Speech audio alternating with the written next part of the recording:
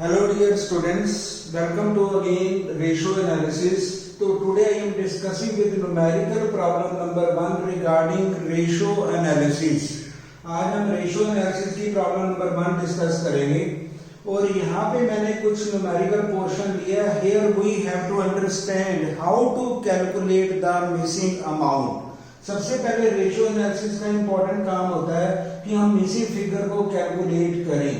तो इसके लिए मैंने सम लिया numerical problem number 1 that is important somewhat technical.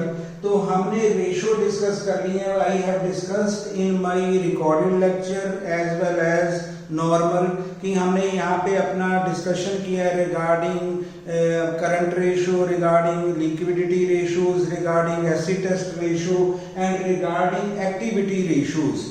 तो एक्टिविटी रेशियो में हमने स्टॉक टर्नओवर रेशियो का भी डिस्कशन किया है, स्टॉक वेलोसिटी भी की है. Then we have discussed debtor turnover and debtor velocity. ये हमारे डिस्कशन हो चुके हैं और उसके बेस में मैंने ये सम लिया है जो हमारा डिस्कशन है ताकि हम न्यूमेरिकल को भी सॉल्व कर सकें. कैसे हम न्यूमेरिकल को सॉल्व करेंगे? We have to only remember these ratios. हमें थोड़ी ratios को remember करना होगा. Then we have to put the figures and then we have to calculate. तो इसके लिए मैंने सम लिया. तो ये मेरी प्रॉब्लम नंबर 1 है. Following are the ratio of business of Gopal trader. ये हमारा बिजनेस गोपाल ट्रेडर का है और हमारे पास रेशियोज गिवन है. अब एवरेज कलेक्शन पीरियड का आंसर हमें गिवन है 3 मंथ. अब एवरेज कलेक्शन पीरियड को हम कहते हैं डेटर वेलोसिटी और जिसको रिसीवेबल वेलोसिटी भी कहा जाता है. तो जिसको कहते हैं एवरेज कलेक्शन पीरियड, ये हमें गिवन है 3 मंथ. स्टॉक टर्नओवर जिसको हम इन्वेंट्री टर्नओवर कहते हैं उसका आंसर हमें गिवन है 1.5 टाइम्स. ये टाइम में होता है. ग्रॉस प्रॉफिट रेशियो ये हमें गिवन है 25%. It is given. Opening receivable. अब ओपनिंग रिसीवेबल हमारे रिसीवेबल वेलोसिटी में आते हैं जिसमें हम डेटर कलेक्शन पीरियड में भी हम कैलकुलेट करते हैं जिसको डेटर वेलोसिटी में भी लिया जाता है. ओपनिंग रिसीवेबल हमारे पास है ₹3 लाख. अब नीचे इंफॉर्मेशन हमें गिवन है gross profit for the year ended 31 March 2020 amounted to ₹4 lakh. हमारे पास ग्रॉस प्रॉफिट गिवन है that is ₹4 lakh. Closing stock of the year is ₹10,000 above the opening stock. अब क्लोजिंग स्टॉक ओपनिंग स्टॉक से 10,000 अधिक है, ज्यादा है. बिल रिसीवेबल हमारे पास 25,000 है, ये हमें गिवन है. फाइंड आउट सेल और यहाँ पे हमें सन्ड्री डेटर भी कलेक्ट करने हैं. Then we have to calculate closing stock. मैंने ये सिंपल सम लिया ताकि हम मिसिंग फिगर कैलकुलेट करें.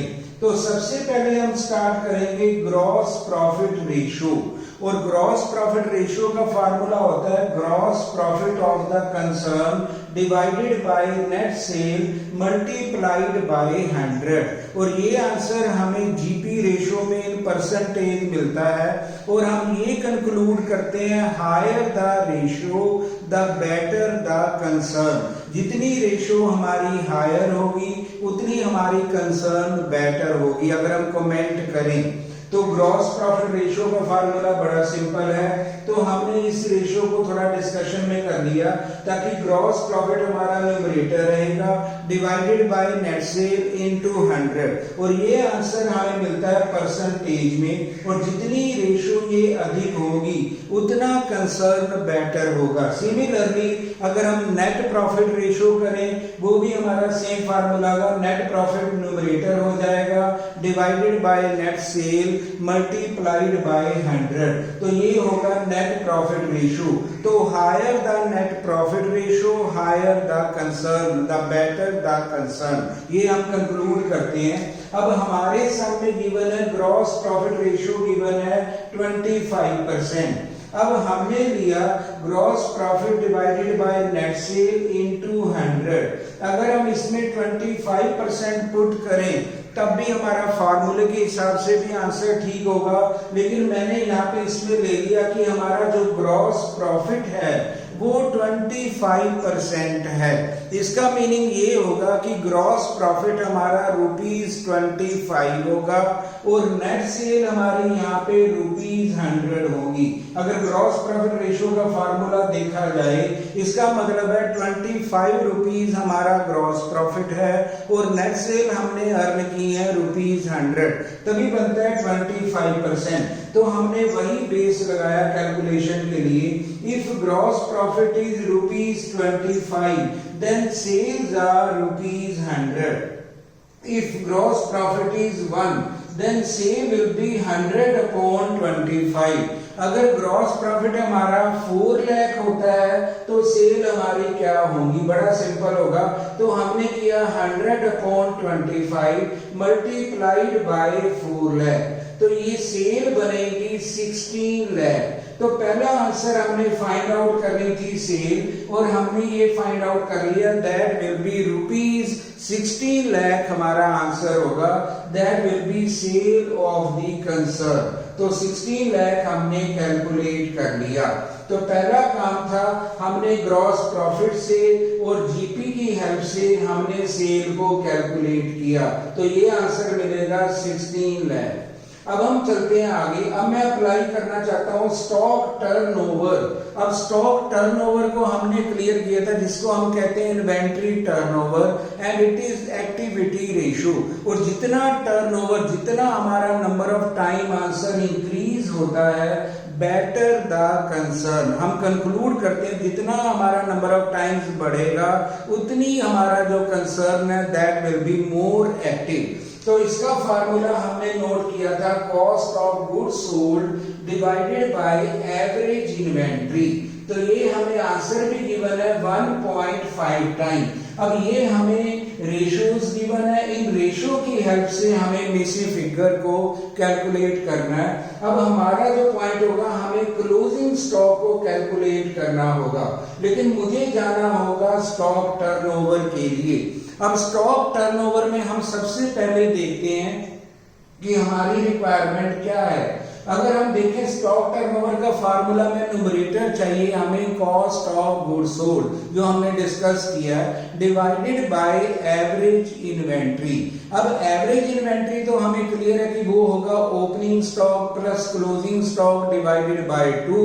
वो भी हमें गिवन नहीं है, वो भी हम कैलकुलेट करेंगे, लेकिन हमें कॉस्ट ऑफ गुड्स सोल्ड यहां से इजीली कैलकुलेट हो सकता है, क्योंकि हमने सेल कैलकुलेट कर ली है। वी हैव कैलकुलेटेड सेल, और हमारे पास ग्रॉस प्रॉफिट भी है 4 लाख। अगर मेरे पास सेल भी है और ग्रॉस प्रॉफिट भी है, we can easily calculate cost of goods sold. तो मैंने यहाँ पे नोट बनाया, sales are given 16 lakh less gross profit. अगर सेल में से ग्रॉस प्रॉफिट लेस कर दिया जाए तो हमारे पास आंसर आ जाता है कॉस्ट ऑफ गुड्स सोल्ड। तो जब भी हमें रेशियो में मिसी फिगर कैलकुलेट करनी हो, इसका सिंपल वे है, पहले हम माइंड में रखेंगे इसका फार्मूला क्या होगा। हमारे माइंड में क्लियर आ जाएगा स्टॉक टर्नओवर। इसका मीनिंग ये होगा cost of goods sold divided by average inventory. ये हमारे माइंड में होना चाहिए। अब हमने देखा कि कॉस्ट ऑफ गुड्स सोल्ड, अब सेल अगर हमने कैलकुलेट करनी, उसमें अगर जीपी ग्रॉस प्रॉफिट को माइनस कर दिया जाए, अब हमने कैलकुलेट कर दिया cost of goods sold, that is 12 lakh. हमने 16 लाख में 4 लाख माइनस किया।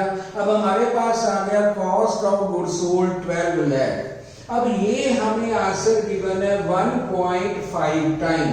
अब जो हमें आंसर गिवन है, हमने अपने फार्मूले में उसको ही पुट करना है। अब स्टॉक टर्नओवर का फार्मूला बनता है cost of goods sold divided by average inventory is equal to 1.5। अब हमने आंसर को इज इक्वल टू पहले ही पुट कर देना है, दैट विल बी 1.5 टाइम। तो हमने 1.5 को इज इक्वल टू पुट कर दिया। अब कॉस्ट ऑफ गुड्स सोल्ड हमने कैलकुलेट कर लिया 12 लाख, लेकिन एवरेज इन्वेंट्री, अब एवरेज इन्वेंट्री हमें नहीं नहीं पता उसको हमने मिसिंग फिगर बना लिया। Whenever we are making it missing figure तो हमने उसकी वैल्यू x पुट कर दी, तो हमारे पास बनेगा 12 lakh divided by x is equal to 1.5। अगर हम क्रॉस मल्टीप्लाई करें तो एवरेज इन्वेंट्री बनेगा 12 लाख डिवाइडेड बाय 1.5, तो एवरेज इन्वेंट्री जिसको हमने AI लिखा है उसका आंसर होगा 8 लाख। तो हमने सबसे पहले एवरेज इन्वेंट्री को कैलकुलेट करना है, क्योंकि यहाँ पे इंफॉर्मेशन में हमें ओपनिंग स्टॉक भी गिवन नहीं है और क्लोजिंग स्टॉक भी गिवन नहीं है। अब यहाँ पे हमें गिवन है closing stock is 10,000 above the opening stock. इसका मतलब मुझे ओपनिंग स्टॉक की भी कैलकुलेशन पहले करनी होगी और हम क्लोजिंग स्टॉक भी इस फिगर से कैलकुलेट करेंगे। लेकिन सबसे पहले हमें चाहिए एवरेज इन्वेंट्री, जो हमने कैलकुलेट कर लिया 8 लाख। अब हम एवरेज इन्वेंट्री लेते हैं 8 लाख। अब एवरेज इन्वेंट्री का फार्मूला बड़ा ही सिंपल है, जैसे हमने पहले भी डिस्कस किया था, यहाँ न्यूमेरिकल में हम यूज कर रहे हैं। अब इसका फार्मूला होता है opening stock plus closing stock divided by 2, तो net opening stock is equal to x। अब यहाँ पे ओपनिंग स्टॉक को हम x मानेंगे, therefore closing stock shall be x plus 10,000, क्योंकि हमारे सामने लिखा है कि क्लोजिंग स्टॉक जो है वो ओपनिंग स्टॉक से 10,000 अधिक है, अबव है या मोर है। तो यहाँ पे लिखा है closing stock is 10,000 above the opening stock. पहले ओपनिंग स्टॉक को हमने x बना दिया, देयरफॉर क्लोजिंग स्टॉक हमारा होगा x प्लस 10,000। अब हमारे पास फार्मूला बन जाता है एवरेज इन्वेंट्री का।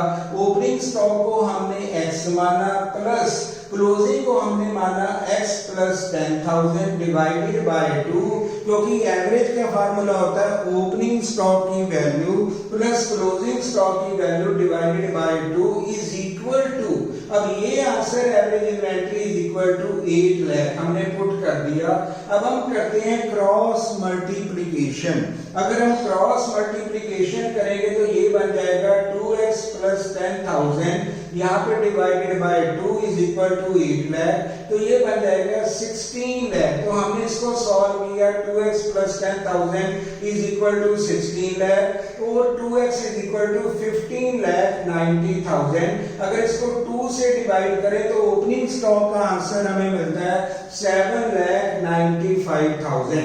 तो इन दिस वे हमने ओपनिंग स्टॉक की भी कैलकुलेशन कर ली। लेकिन इसके लिए हमें सबसे पहले चाहिए था एवरेज इन्वेंट्री, जो हमने COGS पुट किया और आंसर पुट किया with the help of cross multiplication.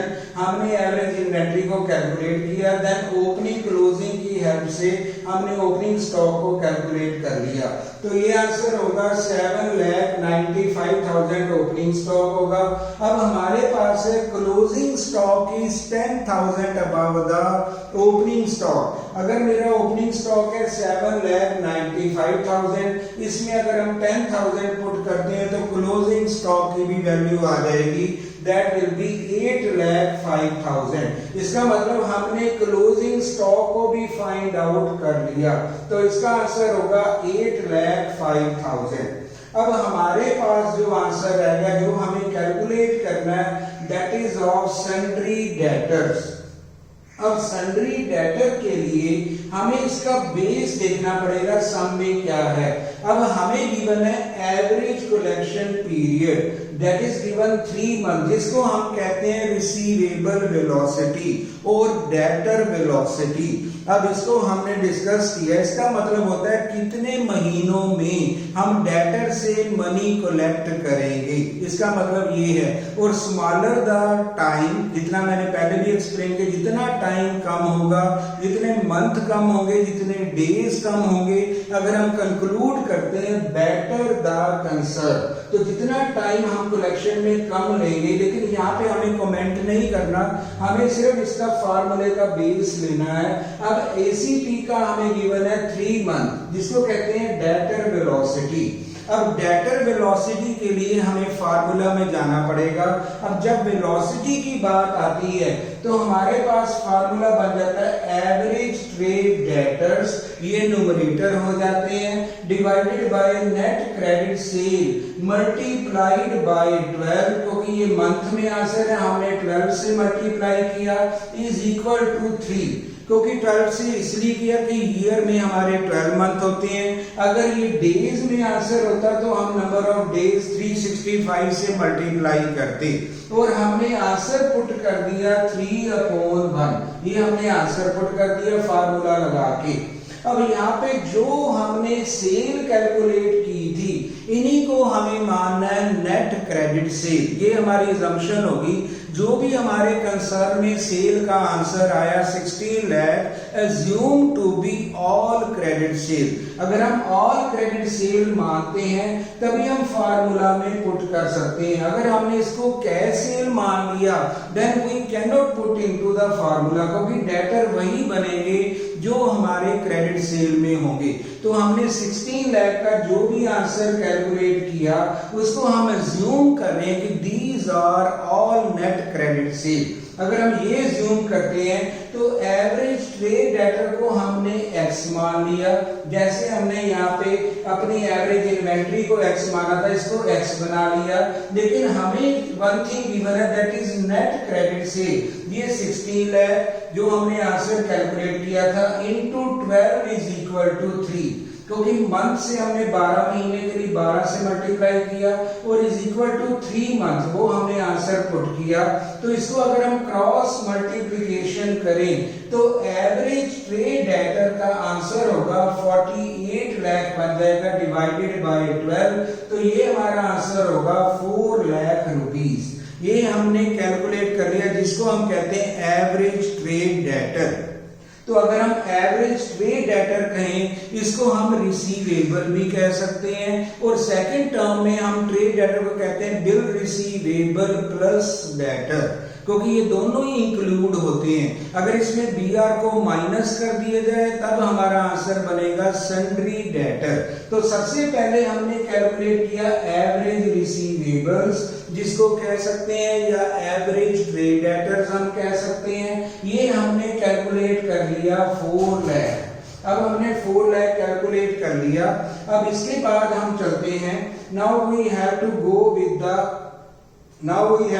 With the opening receivable. अब ओपनिंग रिसीवेबल हमारे पास गिवन है 3 लाख। अब ये हमारे पास गिवन है ओपनिंग रिसीवेबल, लेकिन यहाँ पे हमारे पास बिल रिसीवेबल एक गिवन है 25,000। अब हम फार्मूला लगा रहे हैं यहाँ पे, जिसको कहते हैं opening receivable plus closing receivable divided by 2। अब हमने फार्मूला लगाया तो ये ओपनिंग रिसीवेबल 3 लाख है, लेकिन यहाँ पे हमें डेटर गिवन नहीं है। यहाँ पे डेटर को x बनाया, रिसीवेबल 25,000 है, divided by 2 is equal to 4 lakh.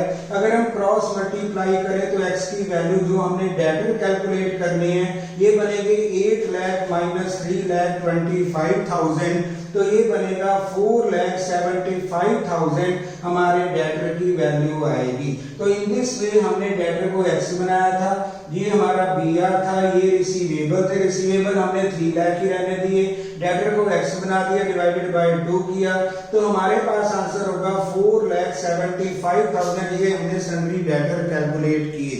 In this way हम इसे फिगर कैलकुलेट करते हैं। Thank you very much.